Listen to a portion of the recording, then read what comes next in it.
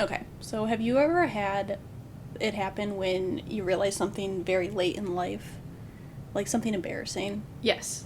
Okay, so this is kind of not 100% that, but this made me think about it. Okay. So today, I'm at work, and on Instagram, like direct message groups, how you can send like pictures and clips and all that. I always would see you and Tara like the pictures and all that. Oh no. And I You didn't know how to? I didn't know how to until today. I didn't realize all you had to do was double tap. You just tap it. What do you mean And you didn't understand? I was so embarrassed to ask you guys Oh no. that I always would try to swipe to the right or left and see if it would work. And so I don't know why it took me this long. I mean, But it's the same with pictures. You have to double tap I to know, like a but I picture. didn't realize that. I know how to like a picture. But it's the same thing. I didn't know. Anyways, I've had Instagram for probably 4 years. Yeah. If maybe more. And I finally was like, oh, I could just Google it. So I Googled it, and as soon as I saw double tap, I was like, this is literally my rock bottom. Yeah. I will say something I learned more recently is that you can adjust the flashlight brightness. Yes, I did know that. I didn't know that for quite a while. Yeah. Like until maybe this year or late last year. Yes. And then I was thinking, I remembered a story. Oh no, which one? I was gonna say I'm thinking of like 4 different No, things. this was about a girl that like I knew who like didn't know something, like realized it really late in life. Okay. So it was in college, and we were at the dining hall, Mm-hmm. and it was like a place that does like kind of like Boston Market. They do like the chicken and potatoes and all that. Oh, you're talking about home style. Yes, correct. Great And place. she did not realize that light and dark meat comes from the same chicken. Oh, She thought there God. was all white meat chickens and all no. dark meat chickens. What? And she was like 20 something. Oh my God. And so then it was just like thinking about all that stuff. And like, I know people misheard words or like. Yes. Song lyrics is a Yeah, big one. but there's people who like haven't realized like certain words, like they've been saying them around their whole life. I had a friend in college again, who, a wind chill is like the temperature Yes. with the wind. She thought it was windshield, like the windshield. She didn't understand that it was wind chill. God. And then it's like you get to that point where, do you even tell anyone? Right. Like with her, the girl, like she said it out loud. Like we all just like, she was so like shocked. I don't know how she never knew. Yeah. But it's like, do you admit to that? Because it's so embarrassing. But also it's like kind of funny at the same time. Yeah, I think normally it can turn into a good story. So usually you can tell at least someone, and then they Right. can tell other people about it. Yeah, and then just not use your name. Like I didn't use a Right. girl's name from college. Yes. You know who you are. If you're listening to If you're this. listening to this. Actually, you know what? She wouldn't remember. That's so fine. She would not remember saying this, but the implications there. Yes. Probably assume it was about her. I have one that you, as a Oh, child, God. there's 2 I'm thinking of. Is there one of those 2 you want to share? I'm trying to with the think. class? I don't even know. One involves a lovely movie featuring twins. Oh, okay. Another is something about television and transitioning from black and white to No, color. so I shared the black and did. white Oh, that's in right, the you did. Pixar. I did That's tell right. people that I thought when you watched movies in black and white, that meant That's people right. in that time lived in black Was and white. that during the Up Yes. discussion? I Okay, did you're I right. did admit to that. I My forgot other about that. one that Alyssa's referring to happens to be a certain film with a Lindsay Lohan. At the time, my brain could not grasp the concept of having a screen like double or like basically they like mirrored her Yes. image. I assumed she had to have a twin. And I remember specifically we were in a car dealership waiting for our parents to get a new car, and we were sitting at a table, and I must have said something You did. about Lindsay Lohan's twin. And Alyssa just looked at I mean, I was too old. I was like You would have been like 10 years old. probably like 11 or 12. Yeah. Way too old. And the look on Alyssa's face, she was so disappointed. Yeah, She was so ashamed. And I still feel shame to this day about it. I still sometimes can't look myself in the eye. You know that meme of the guy where he's pointing to the mirror and he's like, why are you like this? Yep. That's how I felt. Understandable. Yeah. Well, here's to shame. Cheers. Never ending.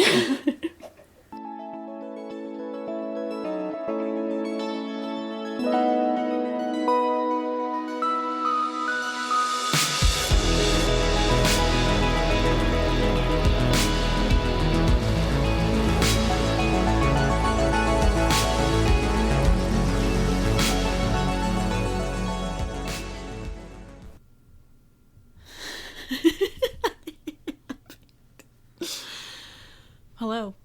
Welcome. This is Research Rank Repeat. I'm Hannah. And I am your co-host, Alyssa. I feel a little bit rusty. We haven't recorded in a while. I do too. We had such a backlog of episodes that we had to edit and that we had recorded in 2020 that we haven't recorded in about 2 months. Yeah, which is kind of crazy, but we really just cranked out those couple. Yeah, we're rusty. Okay. You're already laughing and you're less than a minute into this. This is great. Okay. So, today's an exciting Sorry. Today is an exciting day. I am very excited. Because we are tackling one of our childhood movie star icons. And idols. Truly an idol. Truly an idol. And I'm not even being sarcastic. I'm being genuine in that of my favorite actresses when I was a child, she was either number 1 or number 2. No, definitely. I mean, she was in the top tier. I mean, when we say she, we're referring to the great Lindsay Lohan. An iconic actress. Truly an iconic actress and not a twin. Not a twin, which we discussed. If you've listened to previous podcasts, you would know what that's in reference to. So today, we have a very special episode. We have watched and taken notes on 11 Lindsay Lohan movies. Now, she certainly has more than 11 movies in her repertoire, but we didn't want to cover every single movie. So we're going to go through and rank them, but to start, we're going to do a little background. Alyssa, do you want to take it away? I will. I will take it away. I titled this segment Lohan Background. Classic. So, Lindsay D. Lohan, which is her birth name. I'm sorry, is something funny? No, I'm sorry. It's just the alcohol's hitting me a little. Oh, God. Lindsay D. Lohan, which is her birth name, is a 34-year-old actress, singer, personality, and entrepreneur. She was born in New York City and started modeling at the age of 3. She did print and commercial work and started on television at the age of 10 in the soap opera Another World. It was from there that led to her breakout role in the hit and critically acclaimed movie Parent Trap, where she played twins. Yes. Both were her. Not her. She did not have a twin. Yes, Lindsay Lohan. She does have siblings. She's the oldest of 3 siblings, but she does not have a twin. So there, based on her role in Parent Trap, she received a Young Artist Award, and it also gained her a 3-contract movie deal with Disney, which she then went on to do those movies, and we will be discussing those 3 Disney movies. Now, did you know, Hannah, that Lindsay Lohan played Bette Midler's daughter in a pilot of a TV show called Bet? That's crazy. I mean, I can kind of see they both have that red hair. That's pretty much it. But basically what happened, what I was able to gain is it was a short-lived show. She was initially in the pilot, but she had to resign from the role when production moved across the country. She was no longer able to do the role. That's fair. And so once she gets to the end of her, or near the end of her Disney deal, one of those movies being Freaky Friday, a classic, which was like Parent Trap, a remake of a movie that previously existed. And Freaky Friday is, to date, her most commercially successful film. I'm sure we will get into the box office records once we get to Freaky Friday. Correct. And so around this time, in about 2002, she started her music career. If you didn't know, Lindsay Lohan did have a music career. She was signed to a record deal with Emilio Estefan and his wife Gloria Estefan. Signed her to a 5-year album deal in 2002. I didn't even know Emilio Estefan did music production. That's weird. But apparently he did, or does still. And so she only released 2 albums, but she wrote her own songs, or co-wrote her songs on her album. The first one released was called Speak in 2004. Mm-hmm.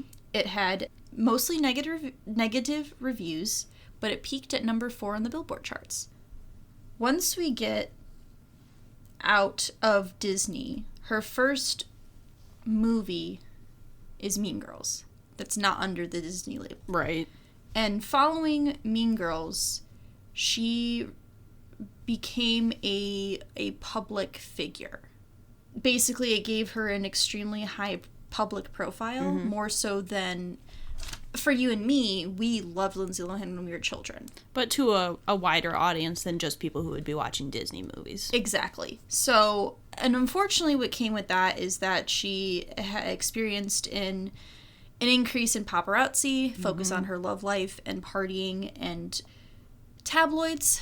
And in 2006, there was a publicly released letter that was written by a studio executive about her unprofessional behavior on sets and like latent tardiness. And now I don't want to make this part about everything she may have either done wrong or had issues with in the terms of DUIs and rehab, because as we've learned throughout time, us as women, and also just more recently with Britney Spears' documentary and the media surrounding the way young women were treated in Hollywood in the early and mid-2000s, Lindsay Lohan certainly had a reputation, and she certainly had a public persona that I'm sure was not helped by the paparazzi and by the way they fixated on certain aspects of her life.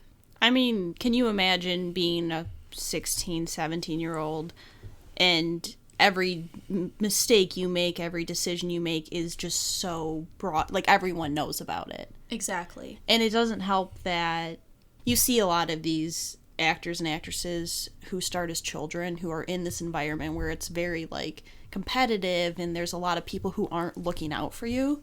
And unfortunately, too, that can come from parents as well. It is public knowledge, or at least in my research, which I found most of this through Wikipedia, our favorite website. Of course. She had a difficult relationship with her parents throughout the years. They went through divorce and reconciliation and divorce, and she has talked about how she felt like she had to raise her family and is not in contact with her father. So I'm sure that also contributed to it as well. But I think it's important to note that she was not treated fairly. No, I mean, you don't see male celebrities getting that same treatment. No. When it comes to things they might do and how it's viewed. You know, one thing a woman does and a man does it, it's like people like applaud it, basically. Right. And also, you know, it's just, obviously Hollywood is a difficult industry for anyone, but the fact that you start at it when you're, I don't know, I mean, Parent Trap, she was what, probably... Well, she was 10 when she started doing soap operas. Right. So you start at that age and you're surrounded by that environment. It's gonna be a hard thing for anyone in that industry. Yes. You know.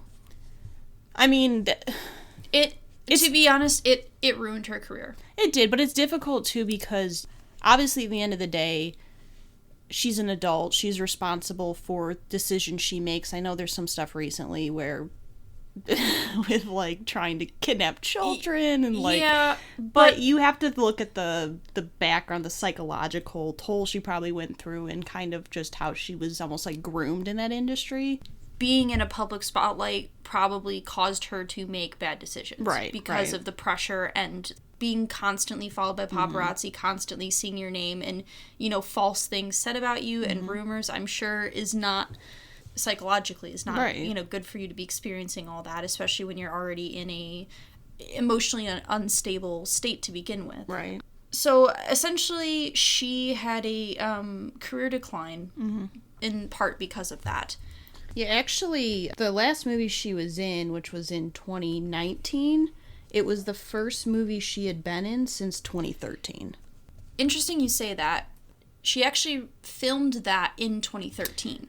Right, there was a big delay in production, Yes. but there was like a 6-year gap almost where she hadn't really filmed anything but that movie. Yes, so she took a step away from acting for a while, and she had a fashion line. She was an entrepreneur. She opened a few nightclubs and resorts in Greece and Mykonos. Yes, I can't pronounce things. So more recently, I'm just going to skip ahead a little bit. In 2019, she was a judge panelist on The Masked Singer in Australia for season 1. How's she qualified to be in Australia? I'm not sure. But she was supposed to be on for season 2, but was unable to due to COVID restrictions. She couldn't travel because she now lives in Dubai. So in 2020, she released a new single called Back to Me, which is going to be the lead single for an album that she's creating. She's going back and creating music, and she also has several upcoming films that she is returning back to acting. Okay. Is what she said, is that she wants to act again and returning back to acting. And I imagine there are delays and, restrictions due to COVID. Probably is going to be delayed and may not come out immediately. But so she is wanting to come back to the industry and wanting to act again. Okay. I feel like, at least with everything following, the Britney Spears documentary and the public view towards women's treatment in Hollywood, I feel like she has less scrutiny than she has had previously. I think she'd get a lot of support from people in trying to, revamp a career. Yes. Because I think for a long time, even we had this where you would look at Amanda Bynes and you would look at, Lindsay Lohan and people that we grew up with who... And also Britney Spears. Right, as well, unfortunately, who grew up in a tough industry, didn't probably have the support they needed, weren't surrounded with the right people, and we kind of viewed them as look how far their life went away, look how much they've ruined their image, or look how crazy they are. Right, and we put the blame on them. Yes. When in reality, they were children when they started. Yeah. And the blame should not be put on them. Granted, there's some things that at some point you have to take responsibility. Yes. It's hard when these children essentially aren't really given a fair chance growing up because of the way they were brought up in that industry. Someone who comes from an earlier generation, but look at someone like Drew Barrymore. Right. Who was partying and doing coke and in rehab by the time she was 13. Yeah. Because she didn't really have parental figures. Right. And grew up in an industry where she was just around adults and didn't really have a childhood. Can you imagine if we were followed around with cameras when we were in college? Oh my gosh. I know for a fact that the tabloid would have the title Crave Night.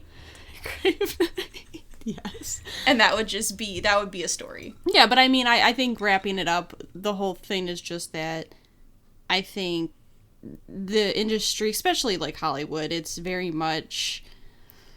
Well, for one, it's predatory. It's also cutthroat. It's very cutthroat. And a lot of people don't have best interests in heart. It's about money. It's about what kind of, product can come out of something. And it takes a lot of maybe it's starting to change, I feel, a little in some aspects. I feel like things that weren't necessarily public knowledge have started to become public knowledge. So in ways, I think it's changing. But I think that instead of putting blame on, people who grow up and kind of go off the rails a bit, I guess to say, it kind of you need to look at more the broader picture and kind of look at what else is going on. For a last note, if you want to look at something, I saw online come up multiple times. There's an interview David Letterman did with Lindsay Lohan. That's the prime example of him pushing her to talk about rehab and other assorted things, and she's clearly extremely uncomfortable and is like, we didn't discuss this. Like, we didn't discuss that we're talking about She's this. also there to discuss her work. Exactly, and put on the spot to have a discussion about things that she didn't want to discuss. Right. So, yeah. We are ready to get into our discussion about the Lindsay Lohan movies. Now, are we planning to do this in order? I think we should. Okay. I definitely don't have mine written in order. I do, so... But, okay, if you do, that is very helpful. So, first movie is Parent Trap. The Parent Trap. Which was 1998. And like Alyssa mentioned, I think, it's a remake of the 1961 film. And it was Lindsay Lohan's debut film. The film is rated PG, and it has a runtime of 2 hours and 9 minutes. It was 92 million worldwide in the box office. It had a Rotten Tomatoes score of 86% and a Metacritic of 64 out of 100. I did get a little bit of interesting background fact. Okay. So, Scarlett Johansson and Michelle Trachtenberg both auditioned for the role of Annie and Hallie. Yes. Obviously, they both did not get it. Went to Lindsay Lohan. Right. So, I've seen this movie at least 20 times, if not more. So kind of my first note I actually wrote was I have seen this movie so many times. This is the first time, though, that I really paid attention to the opening sequence. So, not to cut you off there, but my first note is my goal is to notice something new, this movie because I've seen it so many times. Yeah, and this is the first time I've noticed them signing a marriage license in the first scene. Okay, I have noticed that before. Yeah, I never noticed that before. Because I think we talked about this before, maybe. When we're doing stuff for the podcast, like researching, I really think like I notice these small details I normally wouldn't notice. I just remembered that I was supposed to give a summary of the movie. Oh, okay. We'll cut it in. Or we can leave it here. It's fine. We've only just barely gotten into it. Okay, why don't you give your summary? But we had so much fun with our TV show pilots, creating and writing our own summaries, and although those were meant to be humorous, we liked it so much that we just decided to continue writing our own summaries. Plus, it's easier for us because we don't have to give credit to anyone except ourselves. Right. So, I have a summary for The Parent Trap. Sisters were like twins. Separated at birth, Hallie and Annie meet at a girls' camp in Maine and discover they are related. Their mother, a famed wedding designer in London, and their father, a wine vineyard owner with a I couldn't read my own writing. Their mother, a famed wedding designer in London, and their father, a wine vineyard owner with a hot 26-year-old girlfriend who I aspire to be in life, must reunite when the two twins switch places in a ploy to try to get their parents back together. Yeah. I think the first thing I want to hit on is Meredith. Meredith is an icon. Because when we were 12, 13 watching this, she was certainly a villain. Yes. But when you get around her age in your mid-20s, you start to realize there's nothing wrong with trying to marry a rich guy. She is a career-driven woman. She's a woman. She's a publicist. Clearly, like, she knows what she wants and she's gonna get it. Now, is it okay for her to want to send what will be her stepdaughters off to boarding school? No. It's pretty cold and icy. I mean, certainly some parents do that. But also, like, she knows what she wants, and I can respect that. Yeah, As a 26-year-old myself, style icon. Like, For sure. She has such a, like, specific look and a specific style. I want to look like that. For sure. No, I agree, because it's like, I remember it came out, like, last year maybe on Twitter, and everyone's like, I've now realized that Meredith Blake is what I'm aspiring to be. Yeah. She's like, I don't care that could be the age of my father, or, this is what I want. Yeah, for sure. And, like, I'm not particularly into older men myself, but also, like, you do you. Sometimes you gotta. Yeah, I mean, so I just wanted to hit on that. I remember watching this movie, and I, like, so badly wanted to go to camp. Yes. And then we went, Well, and none of my expectations were met. To be fair, Hannah, we went to church camp. That is true. We didn't go to just, like, a girls' summer camp that lasted, like, 12 weeks or something? Yeah, we went to a week-long church camp. It was quite the experience. I think we'll just leave it at that, because we don't need to have a 20-minute discussion on our church camp experience. So, speaking of the camp, I came to the conclusion of something that I don't think I've ever realized before. I didn't know that, well, one, their name was was Marva. Marva. They're both named Marva. Yeah. It's her mom. Yeah, you didn't know that? No. You didn't know it was her mom? No. I didn't know Janice from Friends, who plays her daughter. I honestly don't think I realized until I watched that they were related, because there's a scene when they put all the honey and prank in the cabin. And there's a part where they say morning Marvas, like Marvas, and then they go Marvas, and I always heard that as Marvis, and I was like, her name's Marvis, and I was always like I feel like I was like, something doesn't seem right with that, but I did not make that connection that they were saying Marvas because they're both named Marva, because they're mother and daughter. And I was astounded, and I'm like, how did this happen? It was just, I don't know. I feel silly. That's crazy that you never realized that. Yes. I mean, yeah, that's fair, though. The other thing I want to just hit on is that, I mean, we could talk about this movie for like an hour. Yes. But this arrangement of having twin daughters and then just deciding you're going to split, move across the country, and just never see your kid again? Yes. What kind of arrangement is that? Absolutely terrible. It's horrible. It's a horrible arrangement, especially because they just expect them to never ask about their mom or their dad and just never tell them they have a daughter, you know, or they have a sister. Right. It just seems so silly. It's insane. I mean, it's genuinely insane, that whole arrangement. Yes. So the other thing I'd like to say is that everyone in this movie has great chemistry. Mm-hmm. Like, the parents clearly have great chemistry. Lindsay Lohan with the parents. And even Chessie Chessie with Nick, and yes. Chessie with Lindsay Lohan. I love Chessie. The butler with yes. Lindsay Lohan. Like, it is. Everyone does a really good I love chemistry. Chessie. Chessie is, like, my favorite side character in that movie. I agree. She's, like, the fun aunt. Actually, spoiler, Chessie's my favorite character. I almost picked Chessie. Okay. I almost, but there's one character I liked more. Because to me, Chessie, like, she sniffs out that bullshit right away. And she immediately knows. She knows. Within, like, 10 minutes, she knows. It's not even her own kid. Yes. She knows. She's also just, like, doesn't put up with, like, Meredith. Yes. Like, all her bullshit. Yes. And, like, all that. Like, it's great. I love her. I love her so much. It's honestly, it's a great movie. Mm-hmm. I think it's interesting because it came out in the 90s, but I think it doesn't feel aged, if that makes sense. It holds up. It holds up. Yeah, I agree. Because some of the movies you watch from, like, 80s, 90s, like, you can tell that it's been 20, 30 years. Or some of the humor and situations don't necessarily work now. Yeah. And I don't think that's the case. There's nothing in this movie that I watched and it went, ooh, this is a little awkward. Hello. Hey, Mom, what's your favorite Lindsay Lohan movie? No, it's not, like, live. It's not we live. record We're it just and then we recording. edit it. We're recording an episode about Lindsay Lohan. Yeah, do you have a favorite Lindsay Lohan movie? It is... Think of it. She's on the spot. Do you need to know some of them so you can... No, I know what it is. I just can't. What is it? Give us a hint.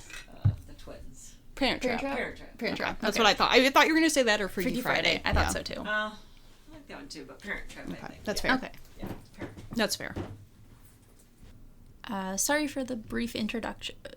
Interruption. The brief interruption. Our mom came home from work. And we had to get her opinion as she viewed many of these movies with us. Yes. And we're doing another later night recording. Yeah, so like I said, my favorite character was Chessie. Who did you go with? So I actually picked Elizabeth James. Okay. I just really, in watching the movie, I really like Chessie, but I also just, like, love their mom. Mm-hmm. I just like her character, personality, and it's not aura, like, her presence. And, like, her independence. Yes, like, the presence she gives is just, I like the way she is. Mm-hmm. I'm sorry, can't think of a better way to say that. I got really distracted. I got to get back into it. But yeah, I went with their mom as my favorite character. Okay. Let's do favorite scene. Okay. So I kind of have two. I do as well. So I have a serious and a funny. Okay. If we're going funny, it's got to be the isolation cabin where she points and she does the... You too. Which actually... Cabin. maybe we'll post a sneak peek of that on Instagram because Alyssa Yes. recreated it. I was thinking the exact same thing. Okay. If we're going serious, though, I have to do where Nick and Elizabeth go down to the wine cellar. You lisped so hard there. Yeah. Okay, Nick and Elizabeth Yes. go down to the wine cellar, and Yes. he has the bottle of wine, and he's like, it took me years to track down, and Yes. it's the one from their wedding. Yes. And I don't normally believe in love, but I do with them. I have the same scene. The scene where they go into the cellar is just the chemistry and the way they act, and that breakdown where she's like, I can't get like my heart broken again, like you broke my heart, and it's just so well done. And I also kind of went with a like funny scene. I really like the twin montage at the camp when they're learning each other's families and like the handshake, and I like a well done montage, and I thought that one was really well done. Classic music montage. Classic moment. music montage. Now, line. This one's hard because This is so hard. I mean, there's so many. You know, I could have gone with the Sisters, we're right, like twins. or right down the middle. Right down the middle. Right down the middle. I mean, there's a lot, but I think the one that kind of made me laugh, and it's one I always remember, is Elizabeth. She's talking, and she says, Martin, you know, you're more than a butler to me. You're more like a lovable brother who just happens to wait on us. I wrote that down.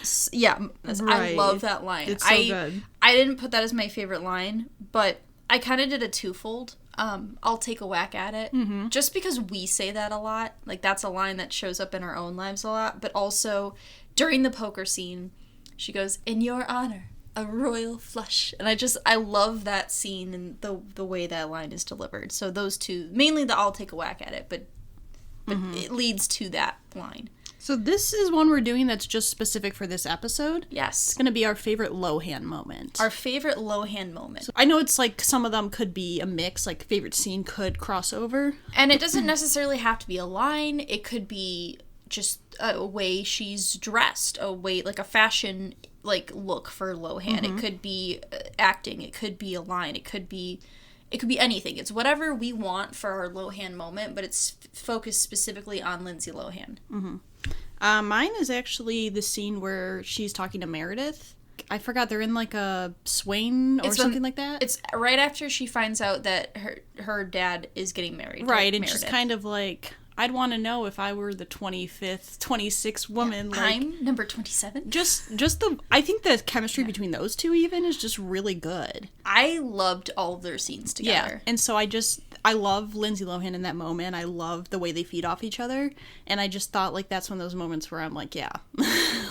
So my favorite Lohan moment was the fencing scene where they're fencing against each other, and that's just a scene I've always really liked, especially when I was a kid.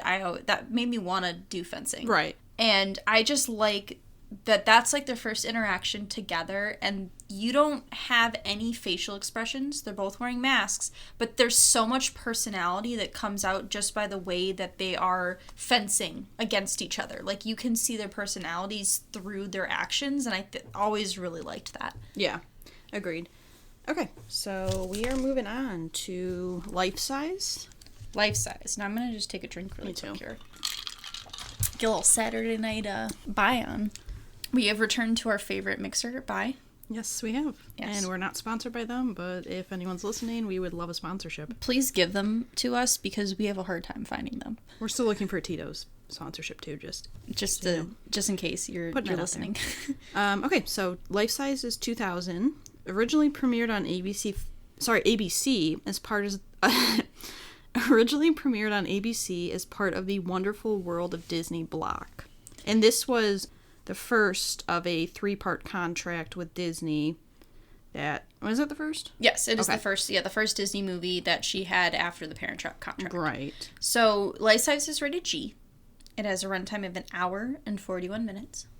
It had I didn't have a box office because it didn't come out in theaters. It only aired on television. But it had 48% on Rotten Tomatoes and a 5.6 out of 10 on IMDb. It was also followed by a sequel in 2018, not with Lindsay Lohan, but it did have Tyra Banks. Yes, we did watch this movie, and it was not good. It was really bad. It was really hard to watch. Yeah. Now, for those of you who are trying to find Life Size to watch, let me tell you, it is very hard to find it. Now, we're dating ourselves here. We have it recorded on VHS. Mm-hmm. But in order to play it on VHS, I would have to hook up the VHS player to one of our TVs. Right. Which I was not about to do. So, if you look online, I'm sure you can go through the daily motions. Wink, wink. To find this film. But we would never do that. We would never do that. I mean, seeing as we had to pay $13 for one of these movies, that was, we'll get to it. But so Life Size, I didn't really get any background information on it besides the fact that it was part of that 3-part contract. We should just talk about that. Tyra Banks was huge at this time period, and although she was primarily known as a model, first and foremost, she then ventured into acting, and I think this was her first, other than Fresh Prince of Bel-Air, because I know she was on Fresh Prince of Bel-Air, I think this is her first big, acting role. Yeah, and I mean, obviously she was, America's Next Top Model was really big at the time. She was just big in I her own... don't think it started in 2000. Oh, you're right, It would have been a little later. Okay. But she was a supermodel. Right. Yeah, very well-known supermodel. Right. We do love a good America's Next Top Model, though. Yeah. Expect an episode somewhat related to that at some point in the future. Of course. So, the first thing I kind of just noticed was the intro. I said it looks like something we would have made. Where they're just filming, the Barbie dolls and, all the scenes of, this is me and Alyssa, did we make this intro? So, my first thought is that the premise of this movie is certainly very interesting. You get Casey, who is played by Lindsay Lohan, is trying to resurrect her dead mother. And clearly she's thought about doing this and has discussed doing this because later on her dad talks about how she, went to see a child psychologist and they talked about what's real versus what's not real. I wrote a little bit about it because I thought it was so interesting. I didn't remember accepting reality. That's what they said. They talked about how in therapy she had to work on accepting reality. And in this case, she's so determined to bring her mother back that she's not herself. Yeah, I mean, I think it's actually a really heavy movie. It is.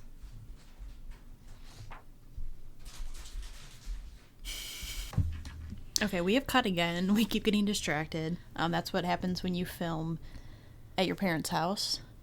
At nighttime when your mom brings you chocolate. Yes. And so we've now spent about an hour doing not recording and also drinking more. So if we audibly sound different, it's because it's been an hour and I've had 2 more drinks. Exactly.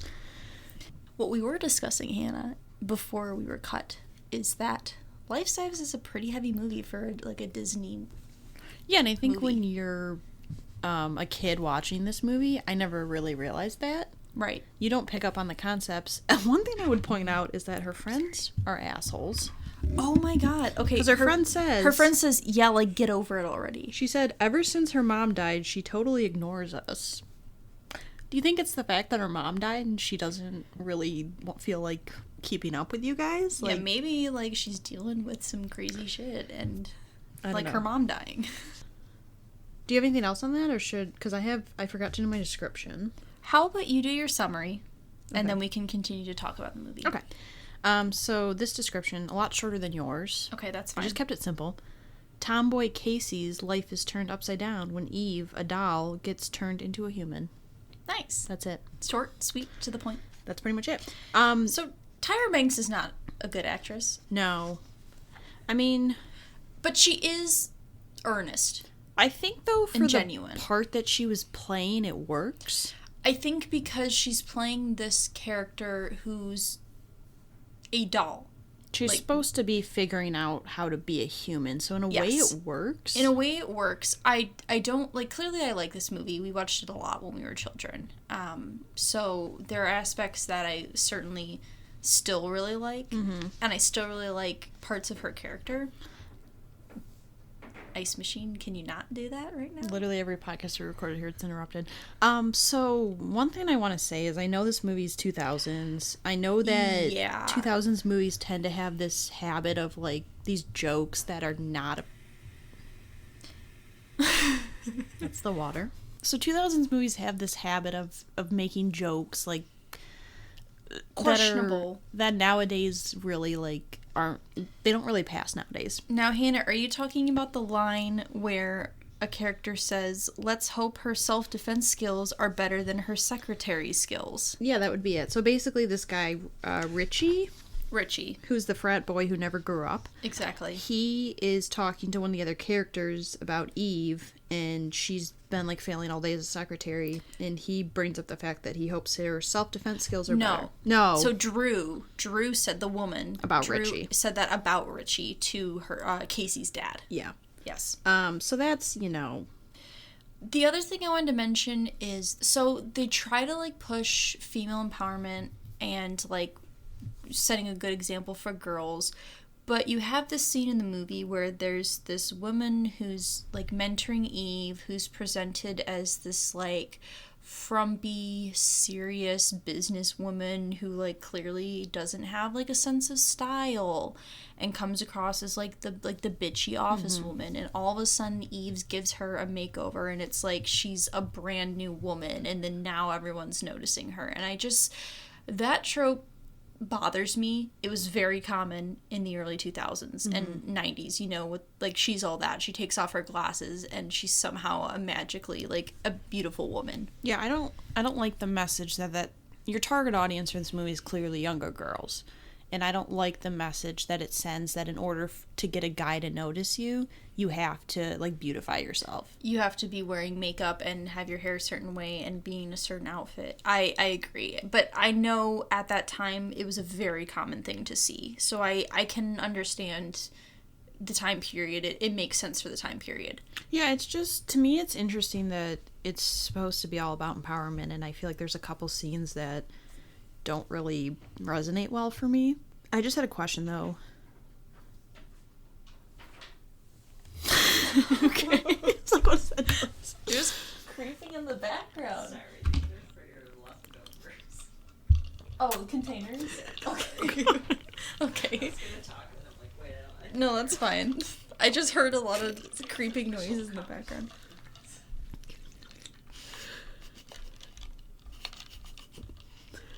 Okay. Sorry, we were once again interrupted by a parent. So if you heard some noise, that's what that would be. That's what happened. My question though is, what would you do if you woke up and Samantha the American Girl doll was just laying in bed next to you but full sized and alive? Well, first of all, I had a twin bed growing up and a bunk bed, so if someone was just magically in my top bunk, probably would try to kick them out of the bed first and foremost, due to the fact that I'm a fight sleeper. Yeah. I mean, for someone who just discovered that he's falling in love with a doll, Ben's pretty chill about the whole thing. He's also kind of like a sugar daddy. Yeah, he is. He offers to buy her new clothing Yeah. on his credit card because she said her clothes haven't come in yet, and he also offers her a place to stay. Yeah, he lets a complete stranger live in their, I guess it's a guest house, so it's a separate house. But it was like Casey and like his wife and Casey's mom's like studio, like it was her space, and I completely understand Casey's anger.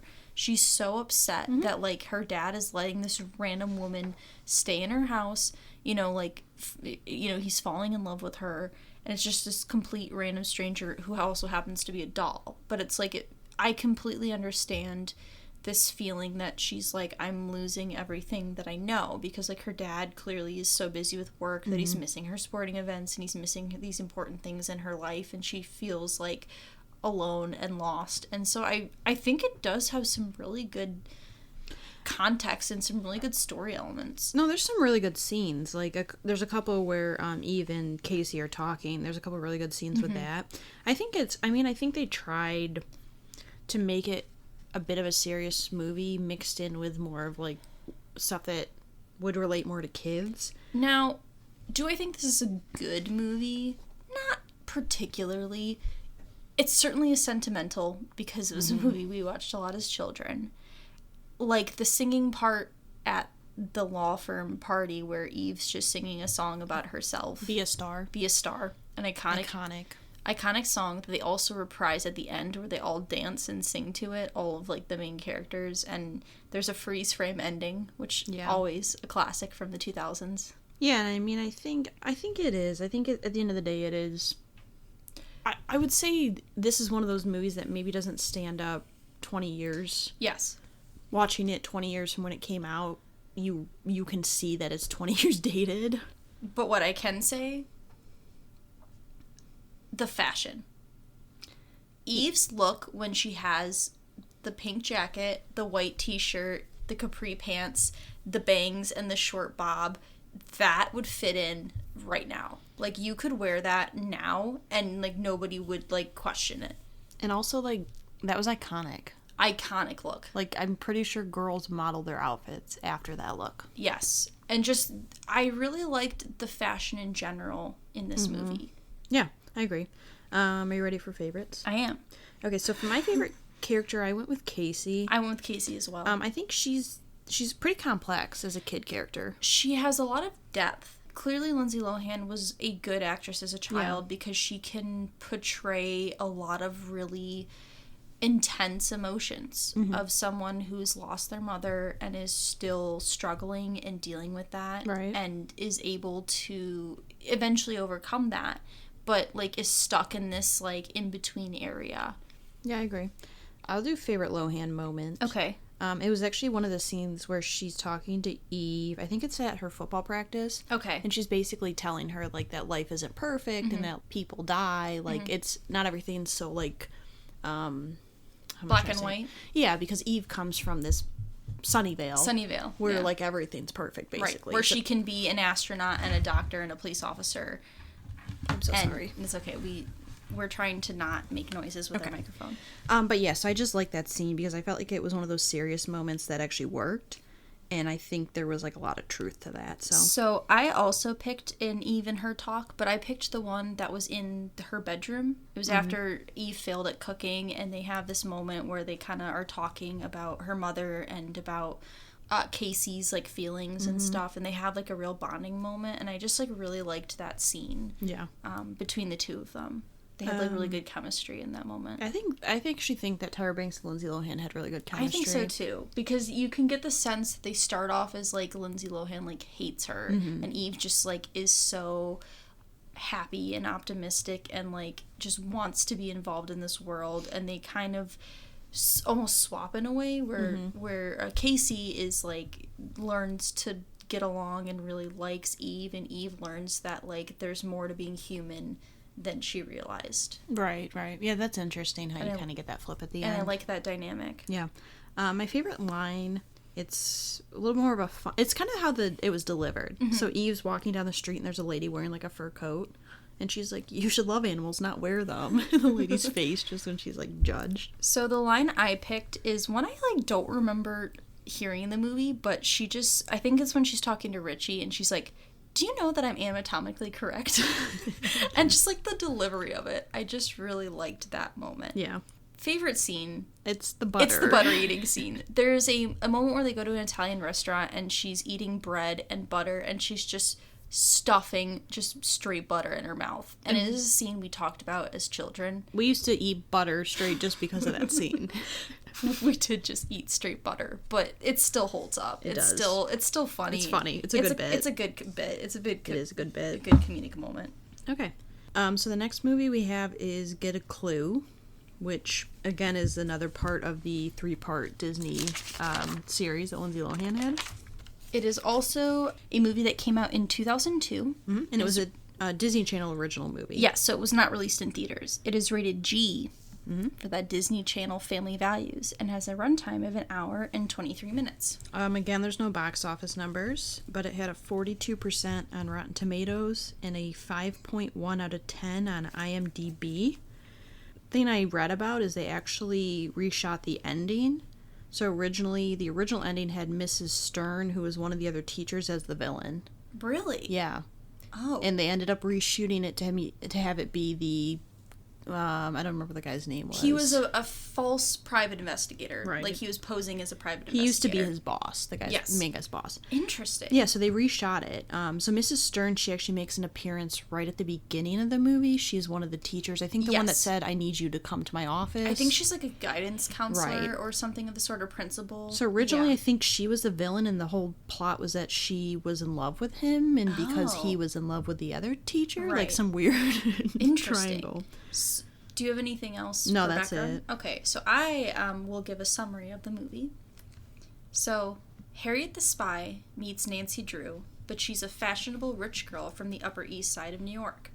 After her teacher goes missing, following an article she wrote about his torrid romance with another teacher, Lexi must team up with her rival, with a thick New York accent named Jack, to solve the case.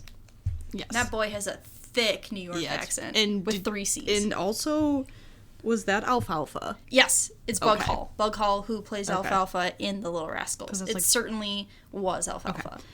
I love how we start off with a classic, like, 2000s pop punk song. Like, I noticed this, especially in a lot of the Lindsay Lohan 2000s movies, is they all have pop punk songs, which was very common. also those light goggles that the girl was wearing. You had those. You bought those for me. Yeah, you had those. I got them for you. Also, like, the outfits the kids are wearing versus me and you in our jumpsuits. My God. I made a comment about the accents. Well, I made a comment about the New York accent, but also the outfits. Those outfits were, like, so over the top, extreme, but also great. Also, I just said, like, that some of the camera shots in this movie were insane. Yes. And it had a very 2000s, like, TV show vibe. Like, It at times it reminded me certainly of, like, did. Lizzie McGuire almost. It like, did feel very Lizzie McGuire. Yeah. Also, shout out to Brenda Song, who's the ultimate wing woman. Mm-hmm. I think that was actually her first movie. It might have been, I because would she was have to go also in back. Stuck in the Suburbs, but I think that came out after this Yeah. movie. What was that? Is that your I laptop? don't know. That was someone's... Is that my laptop? Okay. hold on. Sorry. We're having some outward sounds. I also wanted to add this to my spy movies that are better than Cars 2 list. I agree. Okay. One thing I found a little bit creepy is that the kid, the alfalfa boy, His name was Jack. Jack, had been to the teacher's house or apartment. Yeah, that seems a little Like, that's a odd little in weird. retrospect. I know he was picking up a computer, but picking up a computer in quotes. So this movie it certainly felt like a Disney Channel original It movie. did. Especially the ending. So you get to the end of the movie, and the teacher is in witness protection program. Like, he created a new identity for himself because he was framed for stealing like $10 million. And he's supposed to meet someone in the hotel to, like, give the money back.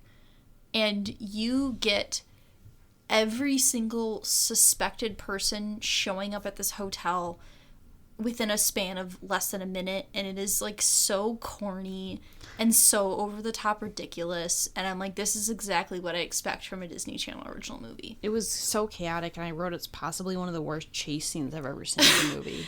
The problem is the chase scene was so disjointed. There were so many cuts and so many things that happened. You had a homeless man who was actually a congressman who it was like not even a member of the cast. It was like, here's this homeless man you saw earlier in the movie, and turns out he's undercover, a congressman undercover, trying to detail what it's like to be homeless in New York.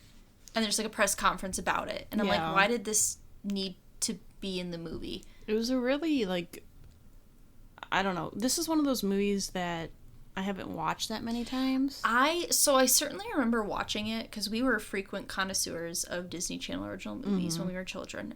I hadn't seen it, the whole thing all the way through in a long time. Yeah. And I wouldn't say it's a bad movie, but it certainly is not, like, a good movie. I mean, it's kind of one of those mid-tier Disney Channel original movies where Exactly. it's cheesy, It's cheesy. which you expect, but it's Yes. also, like, the story's not strong. The It's really story's not strong, disjointed. but, like, I do like the two kid leads, Lindsay Lohan and Yeah. Bug Hall, who played Lexi and Jack. I like them, and I like the chemistry they have. His accent's too thick. It's a little too New York. Clearly, he was doing specifically was probably told to do like a thick New York Right. accent because he's from Brooklyn. Because he's not an Upper East Sider, so Exactly. he's got to have the thick Brooklyn He's got accent. to have a thick accent. Yeah. I mean, I'm ready to move into favorites. I am too. So character I went with Jack. I went with Lexi, actually. Okay. So while she comes across as a very, like, rich, spoiled girl, like, I liked a lot of, like, her insight, belief in characters. Like, I just liked, like, her interactions with characters. Yeah, I mean, I think the reason I like Jack is because he's kind of the outsider in a way. He's the kid who's, like, one of the only kids at the school who's not, like, rich, doesn't come Right. from a rich family. He's there on a scholarship. Yeah, and I like the way he interacted with his mom. You find out his dad's dad, his brother, I think, was in the army. In the Navy. Or he's In not the around. Navy, yeah. It's basically just him and his mom. And I Right. don't know, I just thought he was, I mean, minus the fake, horrible accent. I just thought he was, like, a strong character. I agree with you, though. Both of them, the two main characters, were really strong, especially for, like, teenager leads. Right. I liked both of them. I thought they were both really good. Favorite line, I think it comes from Jack. There was no lines that, like, Yeah. stood out to me. The one that I, like, kind of liked is he was like, how can someone so selfish make me feel so guilty? And she was just like, it's a gift. Yeah. And I just, like, thought that was, like, an interesting line. Like, the romance thing, you know, that kind of, like, teenage romance thing. So, Yeah, I just kind of liked liked that. Lindsay Lohan's character saying she's way too petite to murder anyone. And I said, well, yeah. That's true. My favorite Lohan moment, I originally had wrote down a line which was like, I think it's the only thing she's guilty of is loving him. That's definitely a crime. But I think it was just like the fashion. I literally wrote fashion. Yeah. I said just all the fashion. Just her fashion. Yeah, just her fashion sense. There's one scene where she has this high, like half up, half down ponytail, and I'm like, that fits in right now. Like half up, Yeah. half down hair is in right now. So I think just like her character very much reminded me of like Gossip Girl characters, which It- obviously is Upper Upper East East Side. Side. yeah, It's kind of similar because like Dan being like the like the person who's not from the Upper East Exactly. Side, like I got kind of Gossip Girl vibes. I did as well. Favorite scene? It was the hotel part, but there was like these two grandmas Okay. who were like super judgmental. Yes, and- they're like, grab your purses. well, at first they were like, I think those kids are up to no good, and then later the lady's like, ladies, grab your purses. I liked that. So my favorite scene was also in the hotel. I just thought the cake scene where they push the cake into the guy and he like has this over the top fall.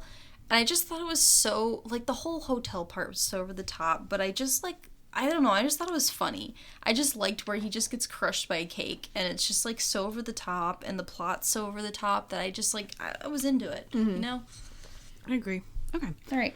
So next we got Freaky Friday. Freaky Friday. Which, you know what's crazy to me is Freaky Friday's 2003. It seems Yes. like Lindsay Lohan aged so much between Get a Clue and Freaky Friday. Yes. I wonder if Get a Clue maybe was in, like, production for a while? Or... So I know Freaky Friday and Mean Girls both came out within, I think Mean Girls was 2004 and Freaky Friday was 2003, if I'm correct. well, Confessions of a Teenage Drama Queen was 2004, and so was Mean Girls. Okay, so all these movies kind of came Right. out around the same time, but certainly the age difference is very apparent Yeah, it's between weird. Get a Clue to the Freaky Friday, Confessions of the Teenage Drama Queen, Mean Girls time period. Yeah. So Freaky Friday was a box office of 160 million worldwide. And as we said earlier, it is to this day still Lindsay Lohan's highest grossing movie. Do you have a runtime or? So actually, I forgot to get it for Okay. this movie. So it's if you have it. rated PG, runtime of an hour and 37 minutes. It had a 88% on Rotten Tomatoes and a 70 out of 100 on Metacritic. Okay. B Cinema score. Okay. And Jamie Lee Curtis got a Golden Globe nominee for Best Actress for this movie. Which I'm not surprised. Yeah. Okay, so summary of Freaky Friday. When a mother and daughter switch bodies, they are forced to come together and truly understand what it means to be each other. And as we said earlier, this is a remake of a existing movie. Yeah, so this is actually the third adaptation of a novel. It's based off a novel. Okay. Yeah.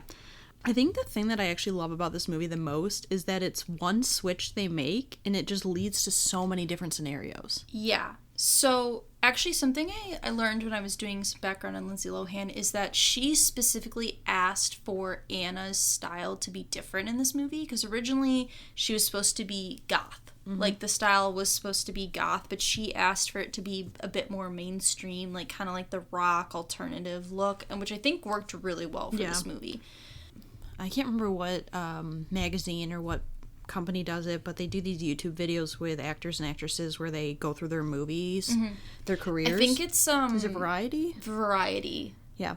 Anyways, so that they sounds right. did one with Jamie Lee Curtis, and she mentioned this film, she wasn't supposed to be in it, and they kind of had to do a last minute casting, and they sent her the script, and she said she read through it and immediately was like, yeah, like, I'll do it, but she also, like, wanted to make some changes. Yeah. And they were like, yeah, that's fine, like, you can do whatever. She's Jamie Lee Curtis. Jamie Lee Curtis can do no wrong. Right. I love her. She's so great. But anyways, so I thought that was interesting.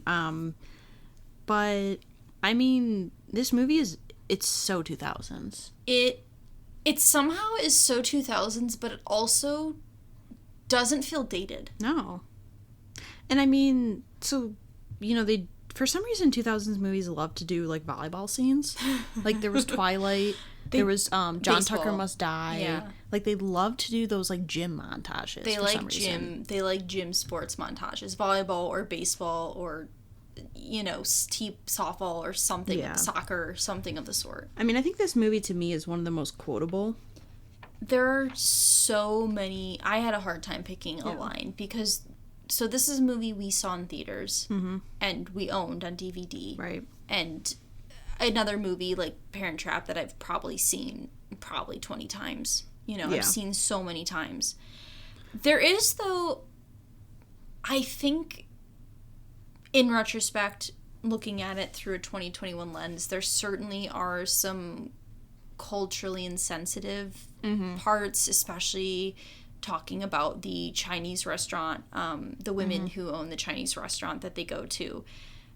The way they portray the women feels like a bit, you know, like insensitive. And there's some lines they're like talking about like voodoo magic. They did voodoo magic on us. Like, I definitely think there are, and I think there's some problematic issues with Chad Michael Murray's character. Yeah. Where I don't really know how old he's supposed to be. I think he's supposed to be roughly 18. Okay. Like, I don't think he's like that much older than Anna. Yeah, I would think. It's just, I mean, it's obviously weird because he starts to fall for the mom, but in reality, it's Anna. Right. He doesn't know that though, so that's a little bit. But also, weird. It's Chad Michael Murray, so he gets a pass. I know, I love Chad Michael Murray. Hannah loves Chad Michael Murray. He was Chad Radwell. He was not actually my first crush. My first crush was I always forget his Josh name. Hutcherson? No. Charlie from True by the Dozen. Oh, Tom Welling. Tom Welling, who was he played Clark Kent in Smallville. Yes. But anyways,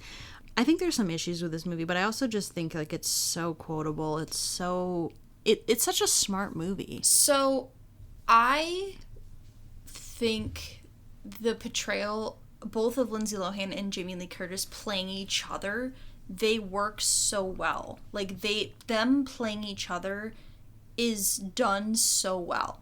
Lindsay Lohan does the straight woman incredibly well, which like she doesn't really get to ever play that role again, or like never really got to play that role before then. And Jamie Lee Curtis plays the teenager, rebellious teenager, so incredibly well. Just their chemistry and like the supporting cast, I just like the story and I like the plot, and it's funny. Because that's one of the hardest things to do as an actor and actress is to play a character, but then play another character as your character. Like, you're essentially playing two roles. And yeah, it's funny. Like, I laugh a lot in this movie. It's just, I don't know, it's one of those movies that I can watch it, you know, in 2021 and it still feels relevant. And it still holds up. Yeah. Even with, aside from, you know, some bits, I try to look at movies through the lens of when they were created, because clearly art forms, if you looked at everything through a 2021 lens throughout history, like, clearly everything would be wrong. Right. You know, looking in a past lens, there's something that's wrong. So being able to, like, approach something with a lens of when it was created, it still holds up, I think. Yeah, I agree. So for me, favorite character would be Tess. I just think Jamie Lee Curtis, like, did such a good job. I picked, my favorite character was specifically Tess as Anna playing Tess. Yes. I agree. Like Anna in Tessa's body. Jamie Lee Curtis, I mean, she's an amazing actress. But she played like the teenager role so well. Yeah. So favorite scene, I've always loved the therapy scene montage. I do too. So it's Jamie Lee Curtis playing Anna. Yes. And it's like, she's like doodling on her notes, like heart with Jake. And then she's like, you read her diary? Yeah.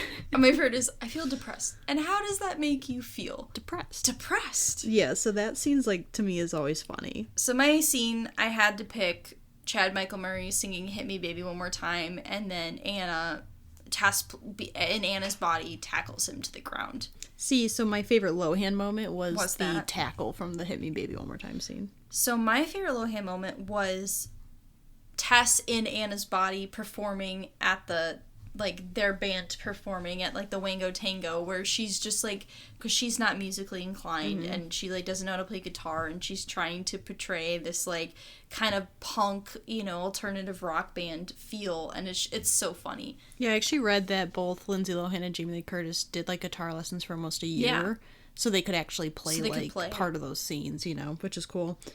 Favorite line, which I had a really hard time picking, but... I had such a hard time. I always really liked the, well, same to you, dude. I'm not paying for it. Root canal. But I mean, also, like, I'm like the Crypt Keeper is such a good side. I picked I'm old. Oh, I'm like the Crypt Keeper. Yeah. I'm not saying it the way that Jamie Lee Curtis does. But there's also a line I wrote down because I'd never heard it before. So, Ethan... or Evan, who's like her patient. He says, this morning was good, but then I got up and I was like, I relate to that so much. I literally wrote my notes, this morning was good, but then I got up, relate. Yeah. But there's so many lines. Agreed. Like, get away, you clone freak. Yeah. I mean, there's a lot. There's so many lines. Whoa, she's blind. Yeah. You're the culprit. Yeah, fun there's sucker. a lot. You suck the fun out of everything. Yeah. All right, so we have now completed about half of our Lindsay Lohan movies. And so we are going to be ending this episode there, and we will pick back up next episode with the rest of our movie discussions, and then we will get to our rankings. Alyssa, are we going right down the middle? We are going right down the middle. Nice. In how we're cutting this. All right, well... We're cutting the photo, just like Parent Trap. We will be cutting our reaction in half. Of course. Did you say of course? What was that? I got spit in my mouth and my glands. I heard of course. Oh, God. Glands. All right, well, we will see you next episode. Bye. Bye. We would like to thank Joseph McDade for our intro music. He provides free music available for all kinds of creative use. The song that we used is called Sunrise Expedition, and you can find it and his other music on his website, josephmcdade.com. If you would like to reach us, you can email us at r3podcasts@gmail.com. That's R, the number 3, podcasts@gmail.com. Or you can find us on Instagram by searching Research Rank Repeat.